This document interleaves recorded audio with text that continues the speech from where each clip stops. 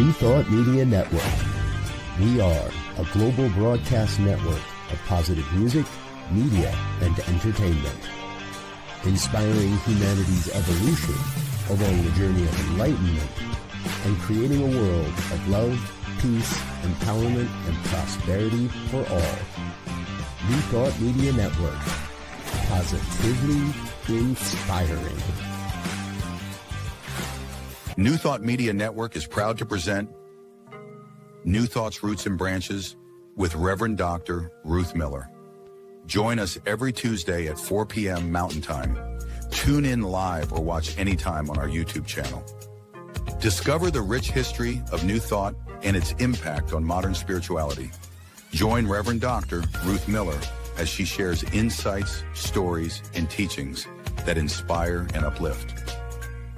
Experience deep insights and transformative teachings that connect you to the roots of New Thought. Visit our YouTube channel to catch up on past episodes and join us live every Tuesday at 4 p.m. Connect with us and be part of the journey.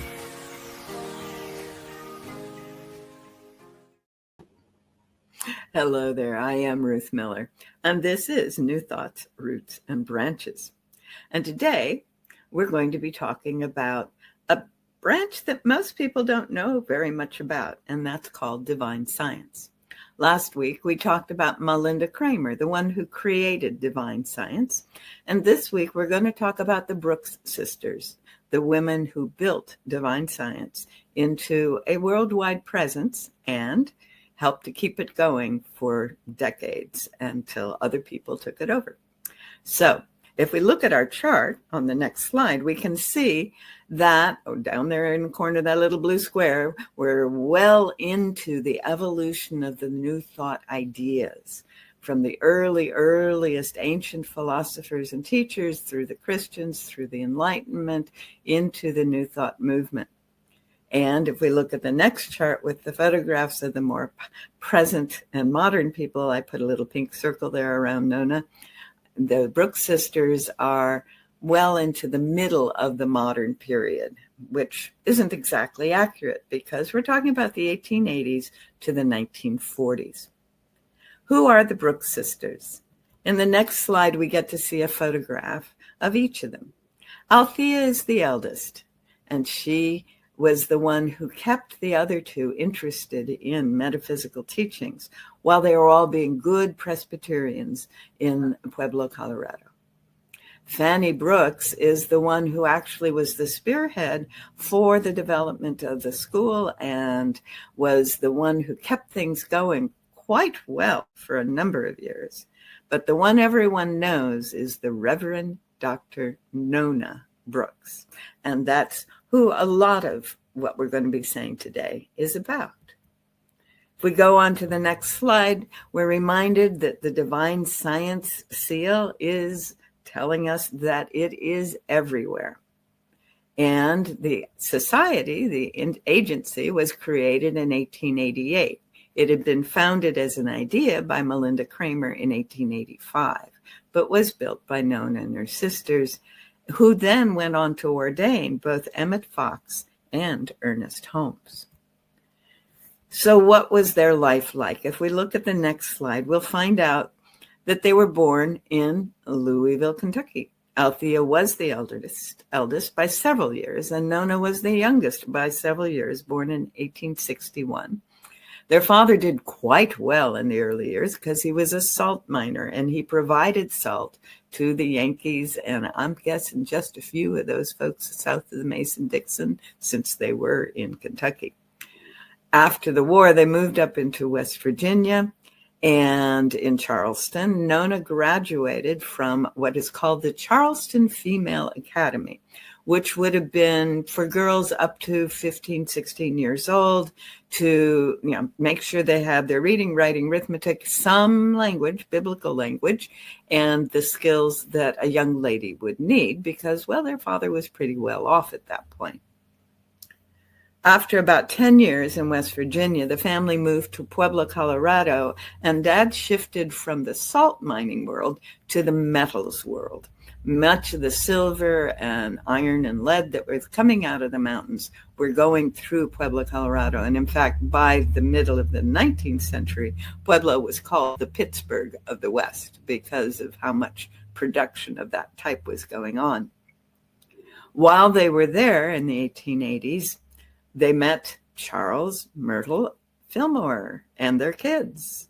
And in fact, they were so close as multiple families that Althea ended up marrying Charles's business partner, Charles Small.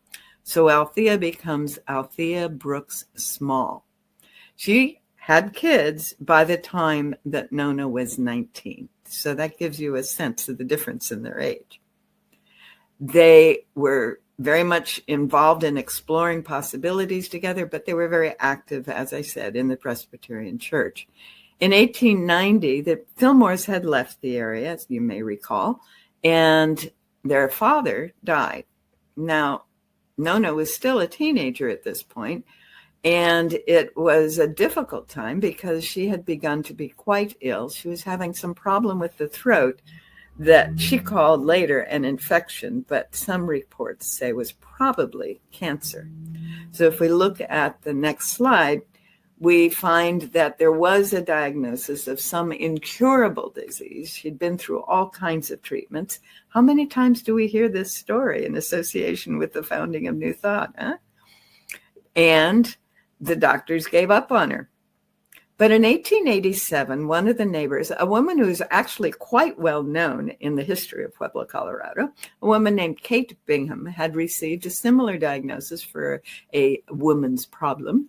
And she'd got on a train to Chicago and had been referred to Emma Curtis Hopkins, where she spent several weeks, went through the 12 lessons, and came back totally cured.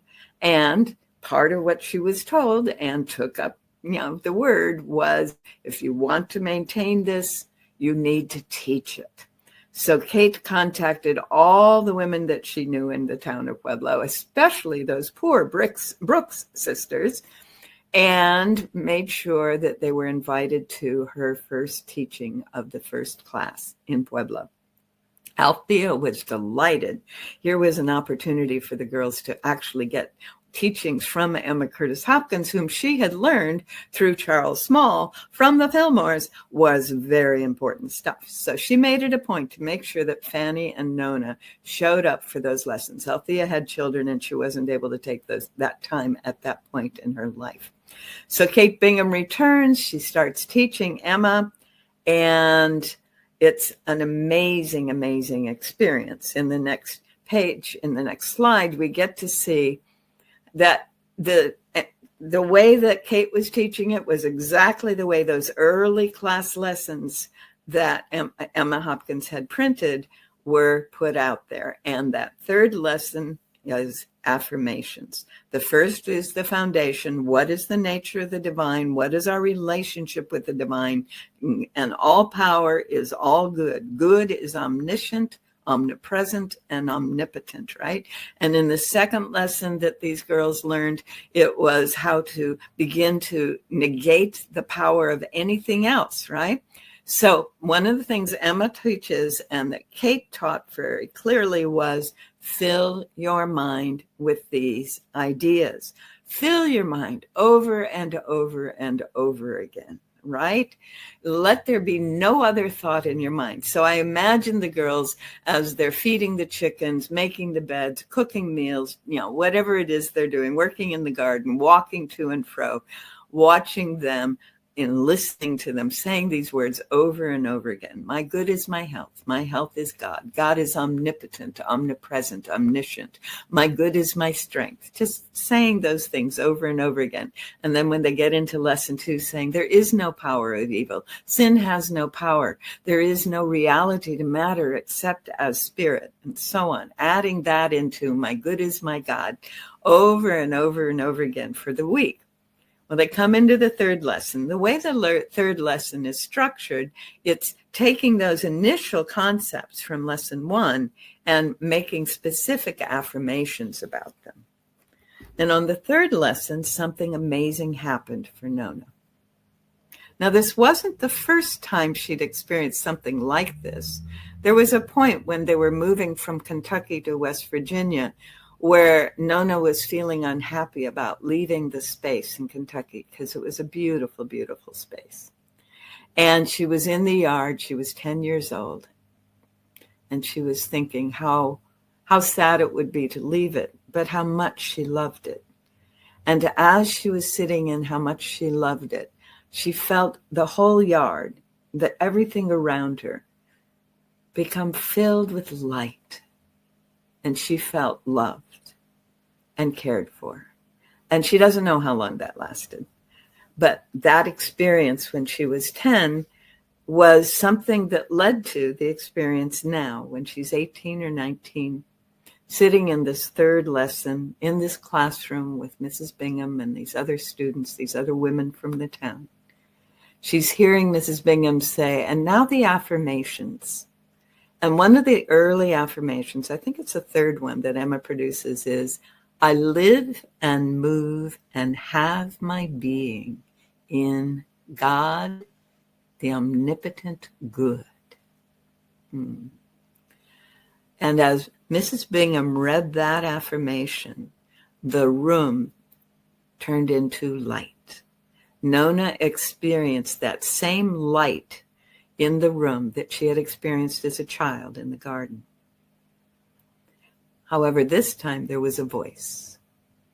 And the voice is, what is it that you will? Not want, not need, but what do you will? I think that's pretty important. And she said, I will to be healed.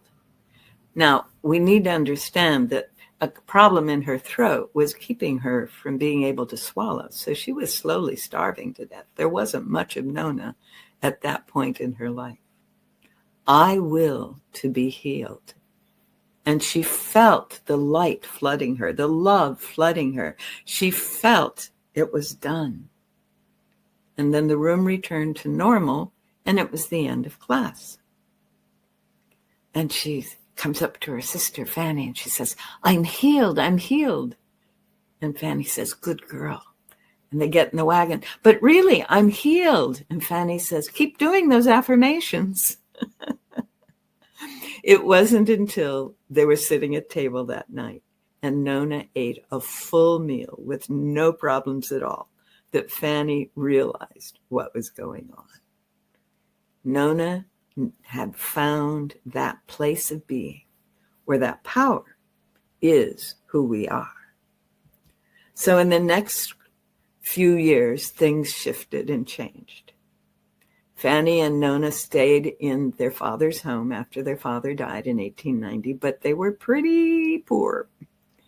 Nona decided she better start earning a living, so she immediately enrolled in the local normal school. And then somehow through the work of Charles Small, who had been Fillmore's developer partner, and whatever else had happened, they were able to pay for her to go to Wellesley College for a year.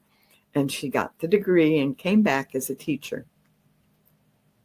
Fannie, in the meantime, was being courted by a number of possible suitors.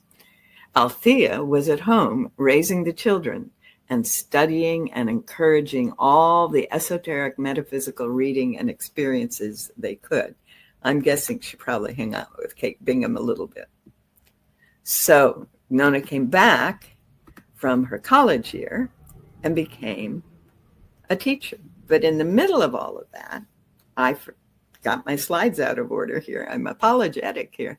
That's what was going on in the background. And as we become into the fourth lesson, this is 1 week after her healing, Fannie and Nona are heading home. And they stop by, as they often did, at their sister's home. Althea's small with her kids. And it turned out that Althea's daughter had been injured. And she was a hemophiliac. She was a bleeder. And everyone went into a panic except Fannie. Fannie said, got this handled. And she sat down with Nona and she said, okay, Nona, you are healing our niece and I will treat for you. This is a pattern worth paying attention to. This is not something that we see very often, but much more often early on in this process, where someone is holding the space for someone who is doing the treatment. Well, they did. And Nona entered into that light again. What is it that you will? I will that she be healed. And she was, and never had a bleeding problem again. And then the word got out. So about this time, the Presbyterian elders said, Fannie and Nona, what you are doing cannot possibly be a good thing. So they kicked them out of Sunday school. They could no longer teach in the Sunday school. Nona was able to teach in the regular school, thank heavens, because that's how they were supporting themselves. So Nona was working as a teacher, and Fannie was accepting. She finally accepted the courtship of Mr. Evans and became Fannie Brooks Evans and began to move to Denver. Oh my goodness. So in the next slide, being the healer, we see that Nona stayed in Pueblo, teaching in the schools. We see that Althea stayed in Pueblo with her husband, supporting Nona's healing work. So she would help make sure that after school and on weekends, people who wanted to be healed got to experience Nona. And I'm guessing Althea probably treated for Nona, but I don't have any record of that. Fannie moved to Denver with her husband, and then after a year or so, invited Nona to come up and spend her summers. So when she wasn't teaching school, she would move to Denver, spend the summers working with Fannie on healing people. They were given the basement room of another building, which had a dirty old couch on it and another chair, and people would sit there and wait, and then Nona would meet with them, and she would treat them, and she would do 10, 20, 30 people a day during the summers, having them come in, experience her entering the light, experiencing the change in their body and their emotions and their whole being, and then go home feeling well. Every now and then, she would be called to sit at someone's bedside during this period. And she would sit there and she would close her eyes to shut out the image of the person not being well. And the way she describes it is she would name all of the qualities of God, fill her mind with all of these qualities, beauty and joy and peace and power and all this marvelous nature of the divine, and fill her mind with it until she was in the light and she felt that presence asking her what she willed. She willed that this person be well, get up and live a healthy life, or words to that effect. And when she felt that that had been accomplished, she would go into the silence quietly and be grateful. And the person would usually wake up and nod and get up and get ready to live their life. It was amazing. So in 1896, Fannie persuaded Nona to move full-time to Denver, that she was clearly going to be able to support herself with her healing practice. And it was very soon thereafter that the three of them, Althea and Fannie and Nona, met with Melinda Kramer. The next slide shows us what happened as a result. When they met with Melinda Kramer, the thinking was, here was someone who not only understood the nature of the divine and could explain what Nona was experiencing and what all of them had experienced to some extent, but was aware that this was an exploration. This wasn't a set of doctrines, and they really liked that. So with her permission, they established the Divine Science College that first year. And Althea, the most mature of them, moved to Denver and became its president. Then Nona was the teacher. She was the one with the degree, so she had to be the teacher. She was the number one faculty, effectively dean of the college. Well, within a year, their students were coming back to them, and this has happened over and over again in the New Thought movement. People set up a school, they start teaching the principles, people start experiencing the power, and they go, oh no, I can't go back to regular church. We need a church. We need this to be meeting on Sunday mornings. So as has happened with every other New Thought teacher on the planet that we know of, except Warren Feld Evans, Nona and her sisters created a church.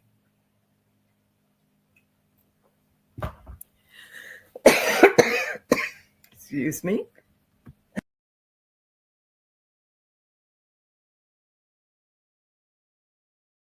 Issue with that one. So, what I think is interesting is not only did they think Nona should be the faculty for the college, and she did teach a number of other people to be faculty, and it worked out, but they decided she was the minister, again, because she had the degrees. So she became the Reverend Nona Brooks, ordained by, Melinda Kramer. So Melinda Kramer makes her the minister of the new Divine Science Church in Denver, Colorado. And she becomes quite active in the community as the minister. She's on the local school board. Well, she's a teacher, right? She gets on the prison board. That fascinates me, how this youngish woman at the beginning was, the only woman on the board, and this minister from a church that wasn't exactly recognized was considered appropriate for the prison board. And she was on it for years. And what people discovered was that the ideas that she brought and the words that she brought and the presence that she was meant that they had fewer prisoners who were in the system shorter time at less cost than at any other time. So they kept her on the board as long as she was willing. And she she was managing the teaching aspect of the school and managing the church. And we get an image of all of this in the next slide. This is not a little tiny church. It is now called the Althea Center. Isn't that a beautiful building? I'm blown away by what they were able to create.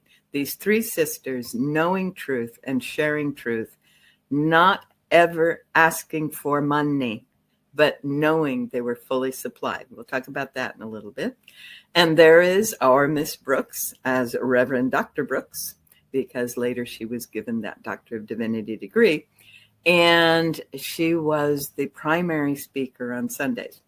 This took a lot of energy, but she was willing to do it in the name of maintaining the divine science, but also in the name of developing her own scientific or spiritually scientific approaches. So the next slide, we see kind of how this emerged. They formed the church in 1899, the college, and then Althea passed in 1906, which is interesting. That's the year Melinda Kramer passed. So both of Nona's elders in the movement, Althea and Melinda, have passed at this point. This is also the year that Emma Curtis Hopkins stopped teaching officially. She only did 101s and the occasional lecture after 1906. So this was a significant year in the Brooks' lives, and in Nona Brooks in particular. We come up over the next few years, and Fannie, who had been running the school after Althea was gone, passed over. So now Nona is the church and the school. She has trained many people. Fannie has trained many people. There are lots of people in the system, and they always turn to her for how do we get through this? She is the support person as far as they're concerned. Well, just before World War I came to happen, some of the people that showed up were offering their services. And one of the things about being in a church, as opposed to being in a business, is you don't get to screen who shows up. You take who comes. And a guy showed up during this time prior to World War I, who seemed to be absolutely fabulous. He was charming. He had the right language. He was willing to take on all kinds of interesting things that needed to be done. But it turned out he wasn't exactly honest. And things started turning up missing or inappropriately handled. And this was very hard for Nona. She'd never had this kind of experience in her life. Fannie and Althea had been handling so much of the administrative details that she began to realize that she was, she had to do something here. So initially, she did what she always did. She treated. And what she got was, in some ways, a null response. There was almost nothing there. But in another way, it was clear guidance that she needed to deal with this at the human level rather than at the spiritual level. So she finally sat down with the guy and she said, I have to let you go. I understand that you have issues here, and they're not issues we can have in our organization. It was very hard. She really, really, really didn't want to do that. And it was totally unlike any previous experience she had.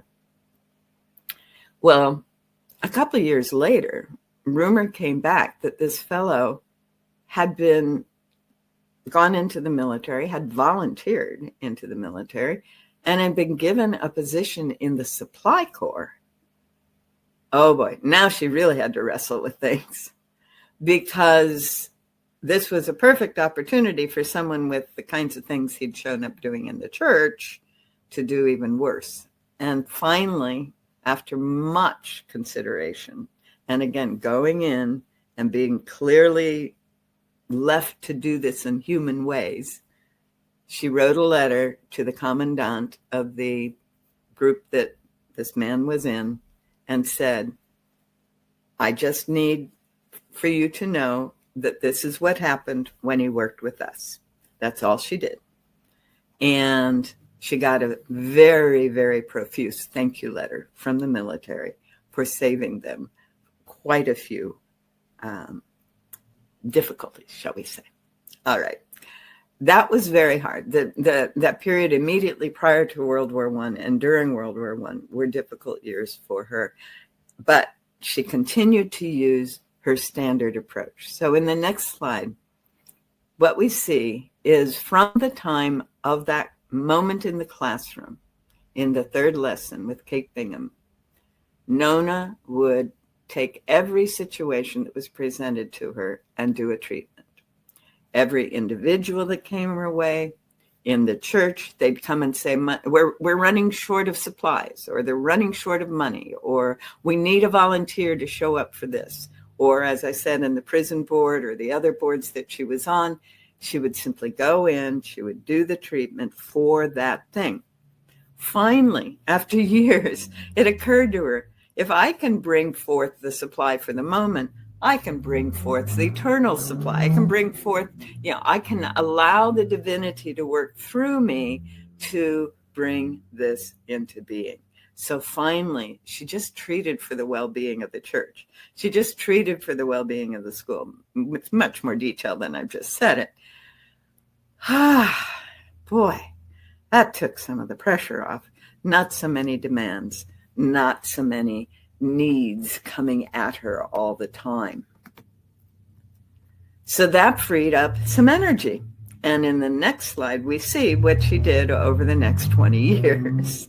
First of all, at the end of the war, she attended that first International New Thought Alliance meeting where Holmes and Hopkins and others were present. And when we talk about Ernest Holmes, I'll talk more about his experience when he met Nona.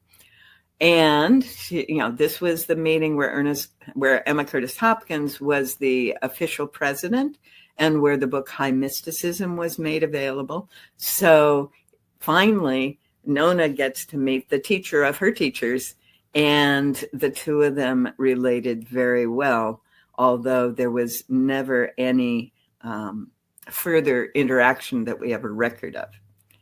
Over the next few years, then, what Nona did is cause the Divine Science Federation and the International New Thought Alliance to be merged effectively. They were still separate organizations, but they were jointly members, if you will. Then 10 years later, Nona said, I got to take a break. And she tried to resign from the presidency. They wouldn't let her, but they did give her an extended leave of absence.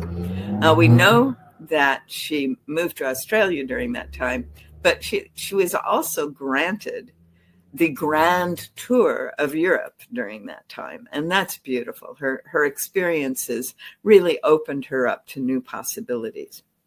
She came back to the States and went to Chicago, of all places, and she built a Divine Science church there and didn't run it. She participated in it, and she went up to the spiritualist and other esoteric movement camps in Wisconsin during that period of the mid-30s.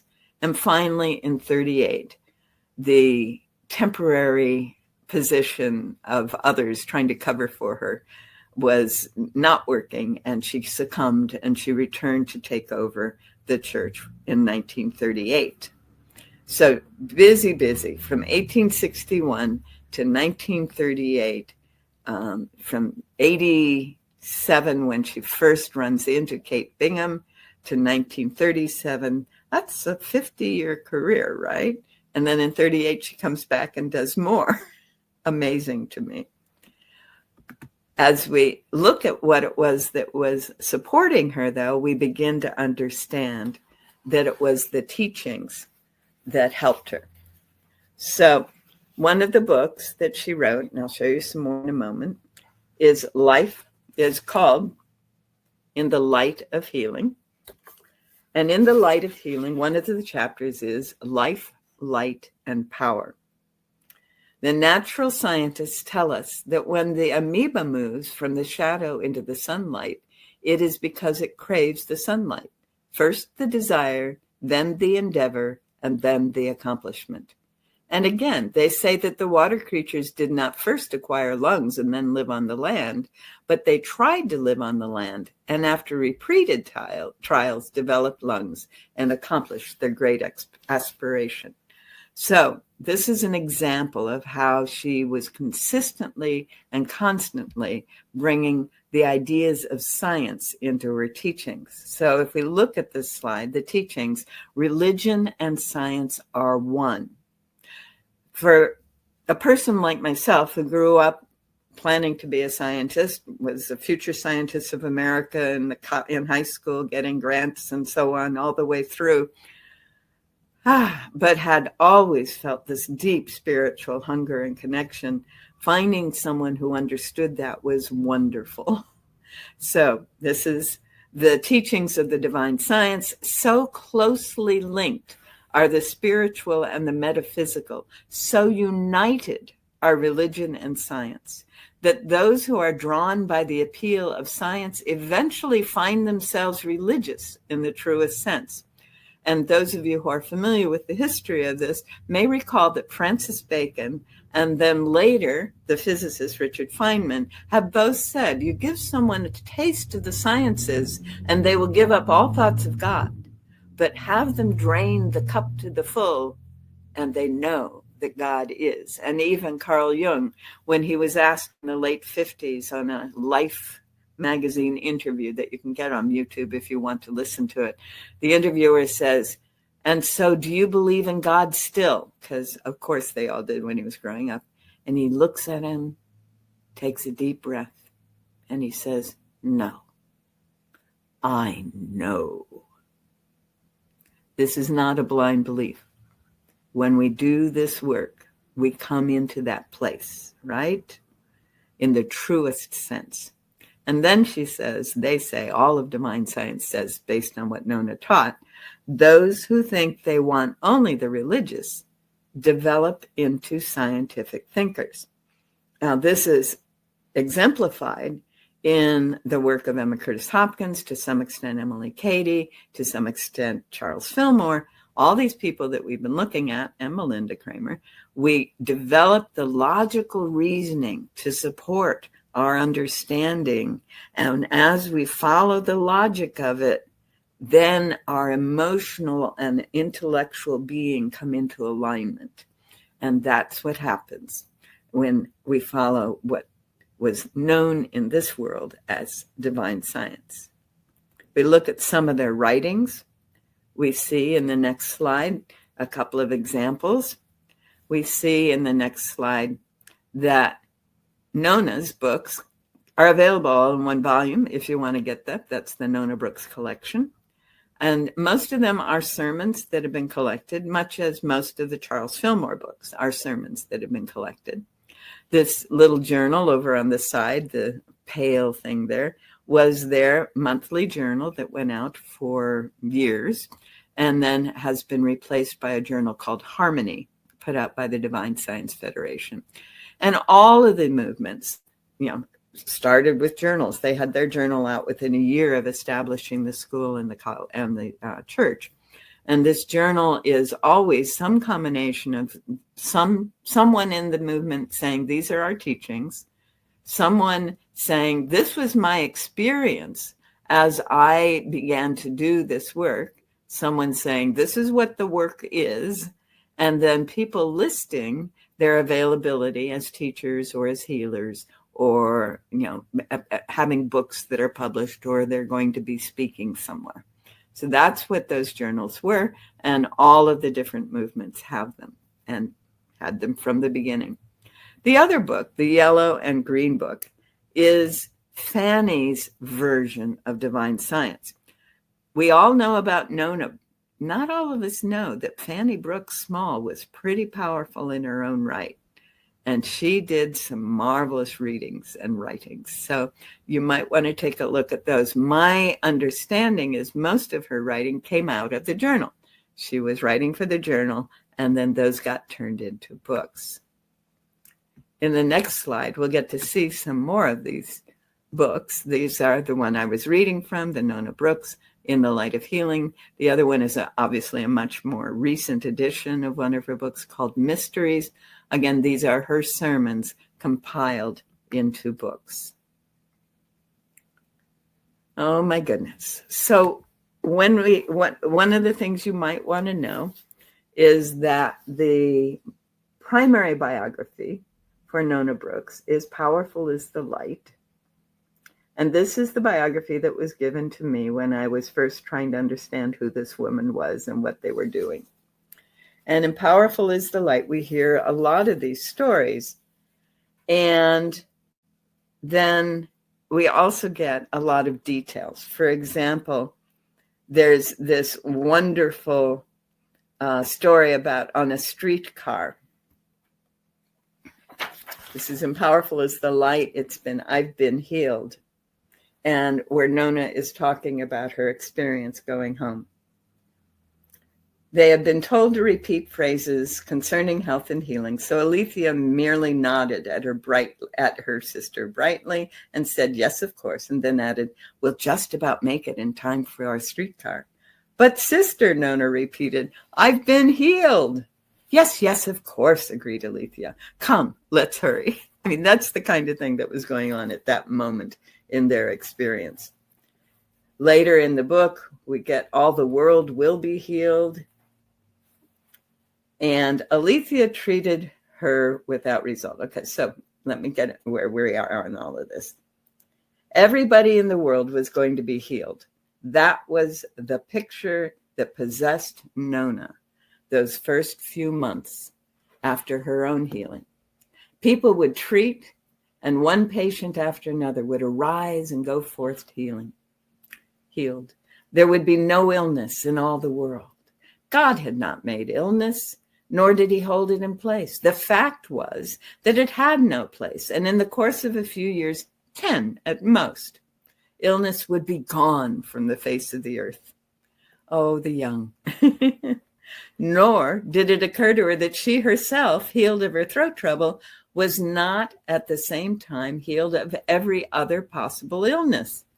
Yet all of her life, whenever she had been overheated, she had suffered, and one day at Glen Park, after she'd baked a cake and several other things, standing over a hot stove, suddenly she was ill again.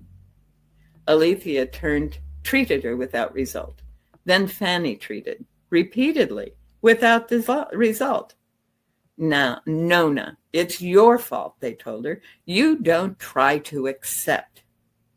But I do, she said crossly. Do you think I want to keep on feeling like this? Go on and treat some more. If you knew how I'd felt, you'd never stopped until you fixed it.